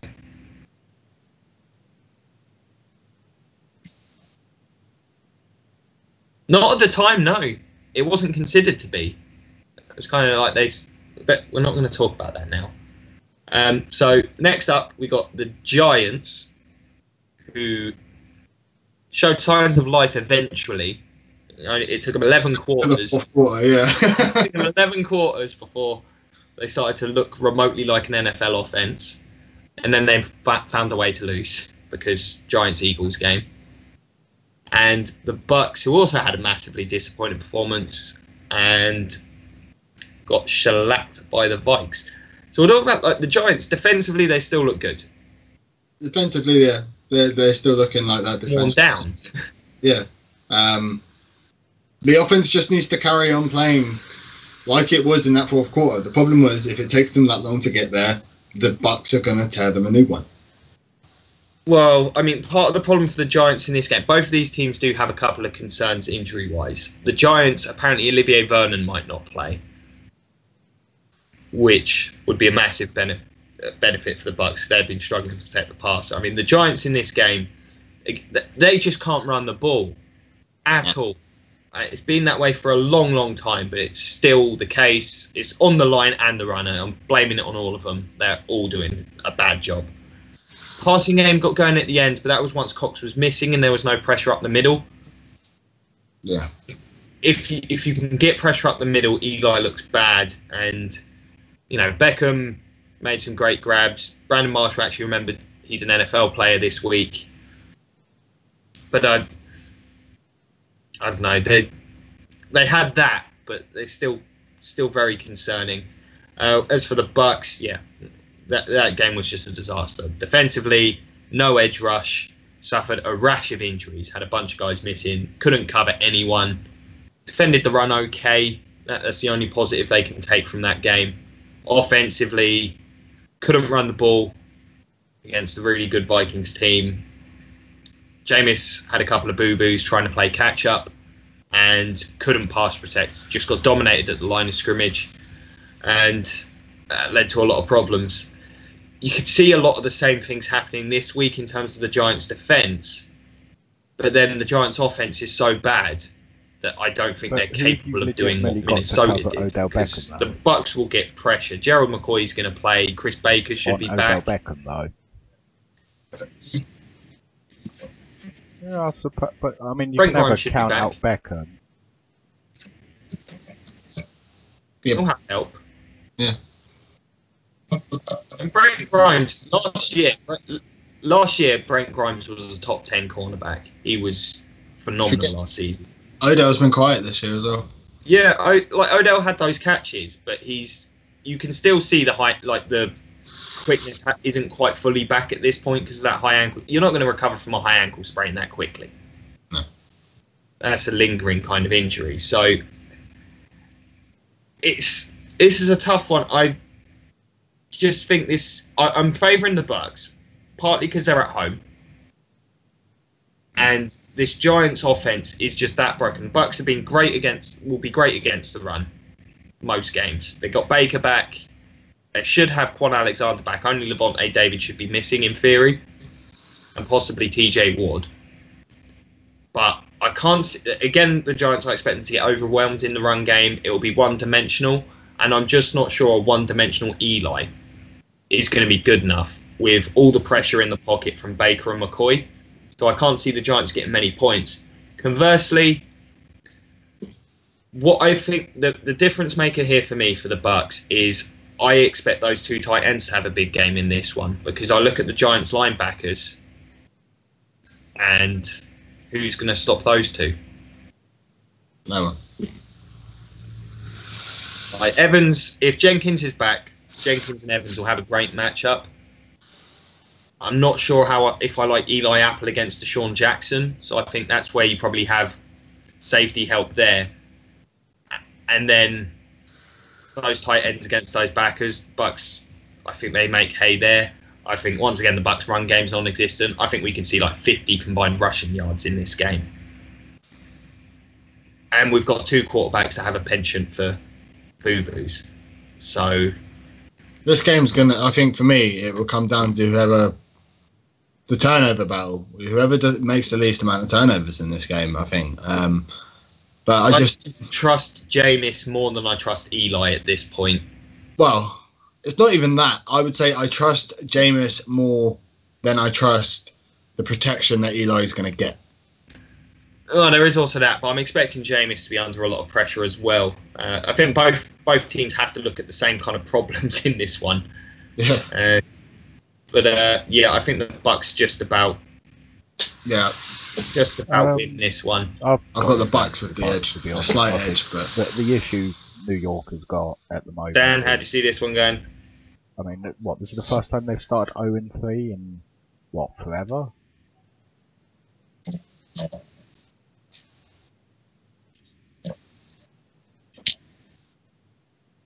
Yeah, and part of me just thinks you quite often when you see a team lay an egg, like the Bucks did at the weekend, they often come out pretty good the next week. We saw that this weekend. If you look back to a lot of the teams that got blown out in week 2, they came back this week and played pretty well. Is minimising the trailing they do, because then you're forcing Winston to throw a lot more than he should be, which is where the turnovers happen.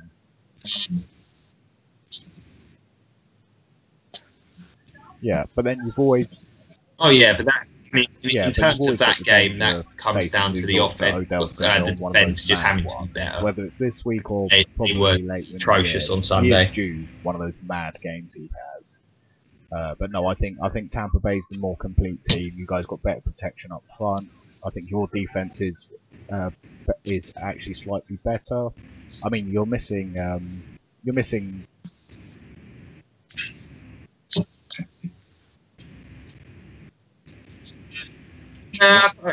The Giants' defense is better. It's just I think the Bucks' defense is okay. I just think last week, because people are overreacting. I think to that Bucks' defense playing that badly to some degree on the basis they're missing Chris Baker.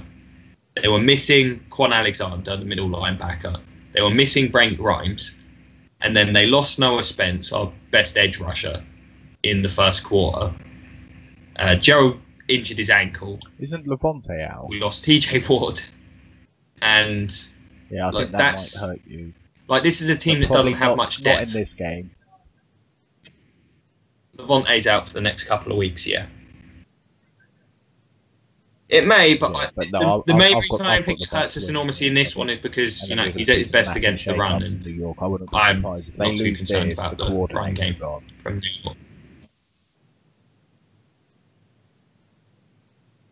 I'll sack him in the middle of the season. It's New York. They should be better than they are. The coordinator on the offensive side's the head coach, man. Who knows? They should, yeah, absolutely. Next up, we got a really good matchup. Looking forward to this one. Two teams coming off disappointing performances. Oakland, what was that? What was that on Monday?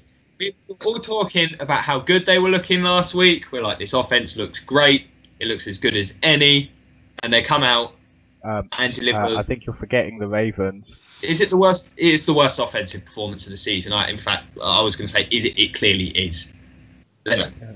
When you've got less than 100 yards with a minute left in the game, how does that happen? Like, they were just. Cooper is dropping too many balls this year. He got him and Crabtree got handled. Everything was terrible. Here's the thing. Derek Carr was getting hit all the time. He was under a ton of pressure. They couldn't run. Like, the whole offense just turned up and had a stinker. Arguably the best cornerback tandem in the league. Well, no, I know people are arguing the Jags corners, but that's beside the point. They're not facing arguably the best corners. They are facing the best corner groups in the league. But well, beside the point. What's going to happen is they're going to be completely shut down again. They're going to have to lean more on that Broncos all day. It's kind of been the. Well, I mean, we got to keep talking. Raiders' defense played meh. They played meh. It felt like the Redskins didn't even have to get out of first gear in that game, did it? On the offensive side. No. That defense got dominated. That defense looked like the defense we all thought it would be. Yeah, Cousins just had a pretty easy day. There wasn't much pressure on him. Yeah. They didn't get torched or anything, and they must have been exhausted, frankly. So I don't look too much into Oakland's defense in that loss. Because, I mean, what can you do when your offense is doing what it did? Denver. Should we be concerned with Denver losing to Buffalo? No, I mean, Simeon didn't have a good game. He made a couple of terrible decisions as well for those interceptions. I think Simeon can bounce back. We've seen Simeon bounce back before, especially going against this sort of is a favourable matchup for him, especially with the weapons they have. CJ Anderson still looks good. The defense, I would never be worried about that defense. No, they didn't have a great day against Buffalo. I think this just is a recurring theme for this sort of week in the NFL. I think these sort of teams, I just think it was a bad day at the office, and I think they will bounce back. Yeah, I mean, they just didn't play particularly well against Buffalo, or at least not as well as they had been. They weren't executing. The turnovers killed them. Defensively, they were solid, but they just didn't generate those big plays that you kind of expect from them. I was surprised how well the Buffalo Bills pass protection held up in that one. Well, Miller kind of got the game with his flag as well. This is being played in Denver. I think this is one of the toughest ones to call. So who wants to take this one first? I'm going to go Denver. I think they've got just too much as a whole unit compared to the Raiders. I just can't see the Raiders getting going on offense. I think Cooper's going to be another non-factor in this game. Lynch is going to struggle to run. I don't really disagree with that. I just think it's going to be a very similar performance by the Raiders. Currently have a case of the dropsies, Fair enough. And now they're going to face two of the best corners in the league. So I don't see how Oakland are going to pull this out. I mean, you lean on the running game. Yeah, I mean for me. But no, I've got Denver getting this. I still think they're a good team. I think that was just one of those games. Simeon's not really one of those I'm going to light it up type QBs. I've got Denver. But fairly.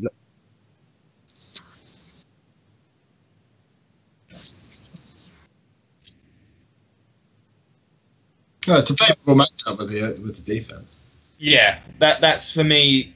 I think Denver just have a really good matchup against Oakland. That defense, secondary matches up well with the pass game. They've defended the run well this year, and if there's an issue with the Raiders I don't know what that secondary is at this point.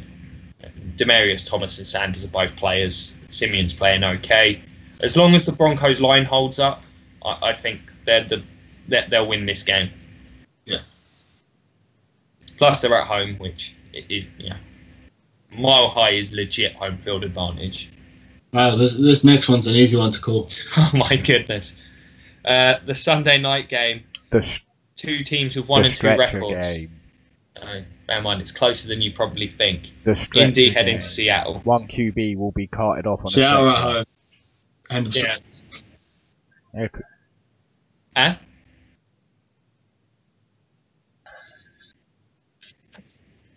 It could be both.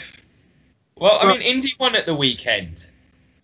There's not much pass rush there in Indy. Yeah, I still we have to do on that Seattle O-line is lean forward. Seattle O-line if you need one cure for your lack of pass rush, playing Seattle is the cure. Yeah. But I think Seattle O-line this week will actually look like a capable unit against a team that have no pass rush. The Colts just don't have... Like, they look good offensively, shockingly, against the Browns. Like, Brissett played okay. They could run the ball. You mean T.Y. Hilton looked good? Well, T.Y. Hilton looked great. Defensively, they did a really good job in that game. Didn't get much rush. Got a bit, though. There was a semblance of a pass rush for the first time. But they clamped down on the run. I think they can stop the run a little in Indy. Like, that's the one thing they can hang their hat on. They got a good nose tackle. They play better against the run. Seattle don't have a Russian attack to speak of anyway. So, well, I mean, Seattle at the weekend, we kind of went through it a bit with the Titans game. Once again, the offense is just a bit of a mess.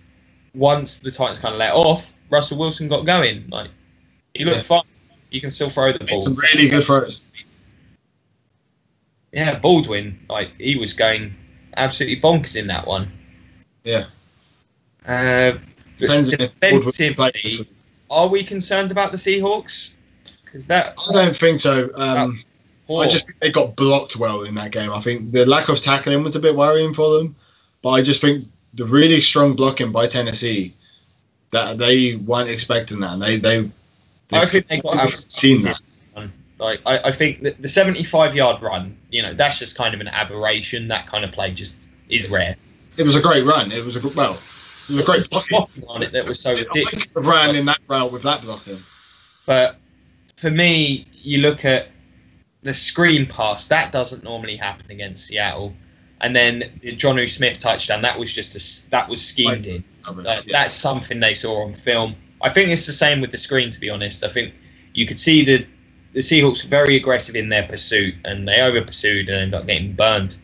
Well, you could see it during the game. They had a lot of flags for offside, especially Bennett. Yeah, a lot of flags for offside.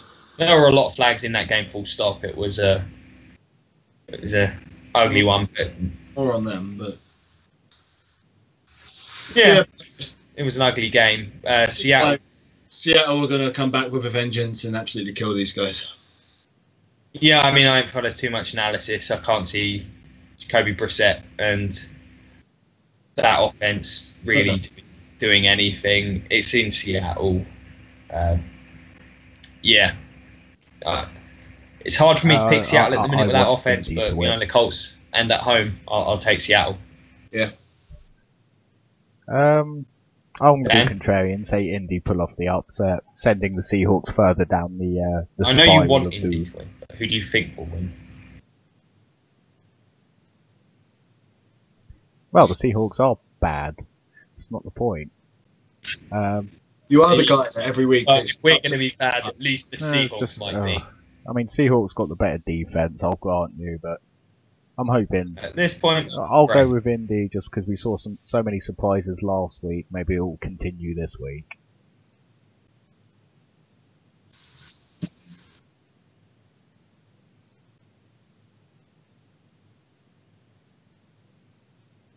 Fair enough. QB controversy in Indy. So then Monday night, I'm actually really looking forward to the Monday night matchup. It's a great matchup. Yeah, Washington, who looked pretty good. Yeah. Where did that defensive performance come from? I don't know. If that defensive performance carries on, they're a legitimate shout. Yeah, it was the best their offenses looked. Still a bit clunky in spaces. It still feels like Cousins and those guys aren't quite on the same page there yet. But they ran the ball well. Again, 2 weeks in a row. Their offensive line's playing very well again after a week one. They're who I thought they were now. So that's a real positive. So yeah, great day for them. And then the Chiefs. Chiefs look as good as anyone right now. Chiefs, I mean, every week we're analysing the Chiefs. I think we don't need to really go into the Chiefs anymore because it's the same analysing every single week with them. It's the same game plan. Kareem Hunt. They've got their free weapons. They've got their creative ways to use those free weapons. Yeah. It might stall for a little bit, like it did in this game, because they had that big lead early. Yeah. But it wasn't until the fourth quarter that they put this one away with a big Kareem Hunt run again. And their defense is just sound. They're so good defensively right now. Yeah. I mean, for this game. And Justin Houston is having a season. Yes, he is. Yes, he is. But for this game, I see Kansas are playing at this home. one being upset, and I see Washington getting this one because I think they will be able to slow down Kareem Hunt, and I think they're going to. Yeah, that was last year. This, they have Kareem Hunt. Tennessee did it, and the Bucks did it.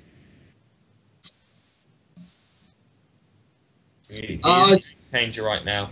He is, but he was quiet these last two games, and then just had this big monster play at the end. Yeah, but I think if Washington can contain him and play relatively conservative on the offense, but still get the points out of the drives, I think they'll be able to do it. I don't know why, but I've just got a feeling with Washington this week. They can do no wrong. I mean, they're my current Super Bowl pick, for Christ's sake. Yeah, it's not even like it was, one or two, lucky plays or anything like that. There'd be a lot of people. I mean, they've just been impressive in every facet. Complete best team in the NFL right now, and I can't see anyone stopping them. Truth be told.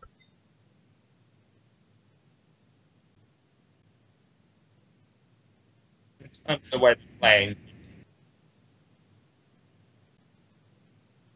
Yeah, they'll drop a game here or there at some point. The Raiders are decent, the Broncos are decent. It's going to be tough in the division, but I want to pick Washington, but the Chiefs. I'm at home. I'm not going to bet against them. They've been thoroughly convincing. Washington's offense just isn't clicking for me in the passing game to imagine them winning this one. But we'll see. Wouldn't have thought a couple of weeks ago I'd be looking forward to that game so much. Like, how's that one start? Most must-watch games. That game exists. This week, I will grant it that, but now it looks really good.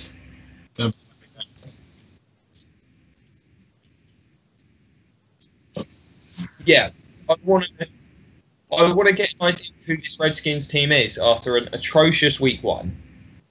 Week two, they beat the Rams, who I'm not convinced by. And then that Raiders game was just the Raiders didn't turn up. So I want to get an idea who this Skins team is, and I think the Chiefs are a good team to get that measure. Yeah. So there we go. That's all the games. Is there anything else we want to cover before we wrap this up? I think that's about it. Yeah, that's a damn shame.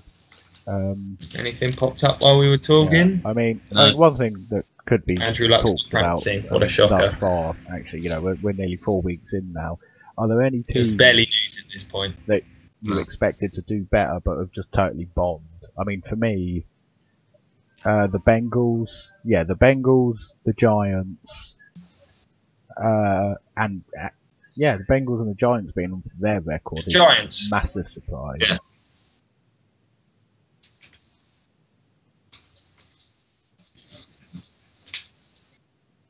I thought the Bengals would be bad. I had them at 5-11 in my season previews, so I'm not surprised by them.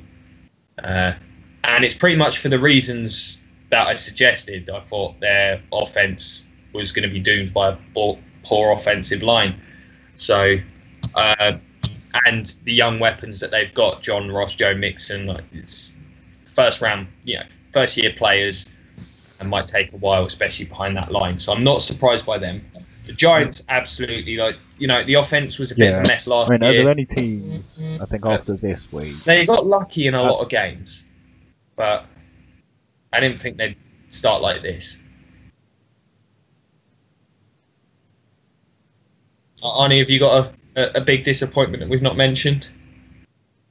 No, I was going to say the Giants as well, but I think you can argue Seattle with the way they've looked. The Chargers, yeah.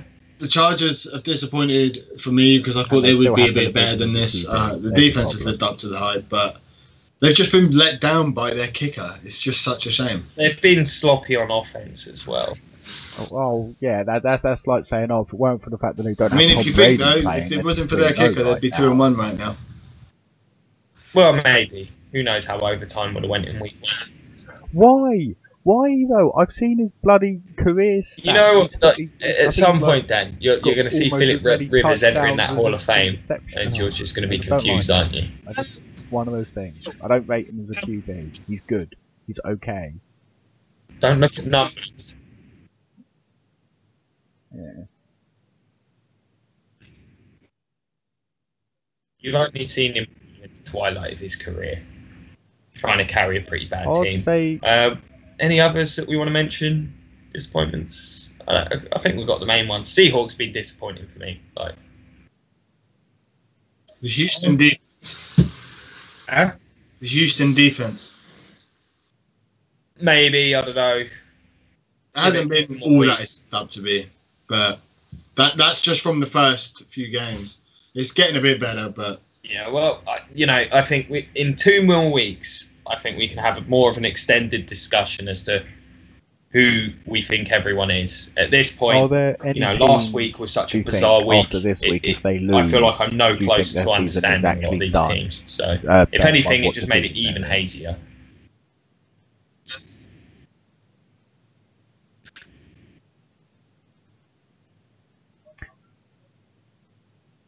Yeah, I mean, well, the Giants would be absolutely stone cold New Orleans if they lose. They'll drop to 1-3 in that division, and obviously the Chargers if they lose.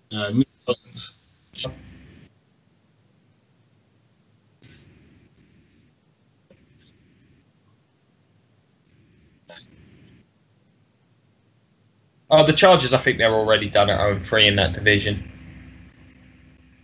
I think anyone else?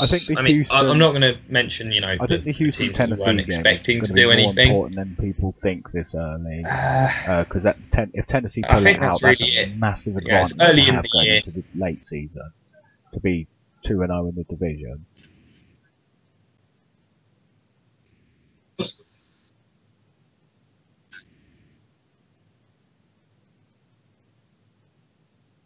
Yeah, but you also got to bear in mind, they play Houston again. So if Houston win that game, then they're a game behind, and that tiebreaker doesn't exist. So it's a big game for sure. I think things look tough for Houston. If Tennessee win and Jacksonville win, 2 games behind both teams isn't great, but I wouldn't say it's ending their season at this point.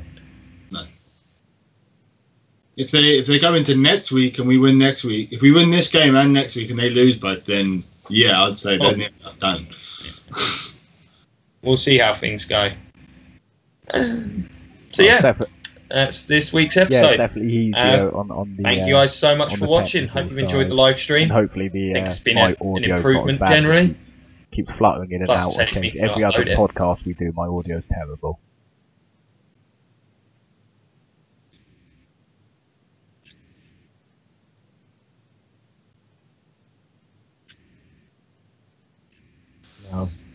We'll see.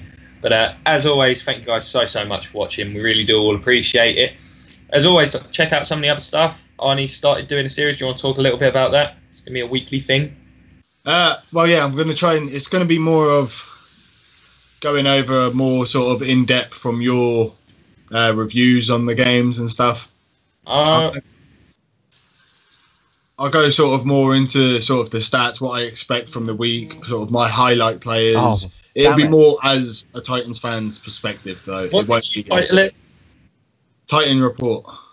Why not Titan Talk? It's alliterative. He was the one that named it. All right, you can rename it. It's fine. It's not like shown so many episodes it's killed the brand if you change it. But, you know, I'm looking forward to going over the Titans games in more depth. I think, you know, considering that's where my strength is. Oh, yeah, well, I'm planning to do a similar thing with the Bucks. I'll do the game reviews, but I'm going to do something solely from a Buccaneers perspective. Yeah. Just because if it's just your lonely little episode of this one series, it will just look weird. Yeah. So,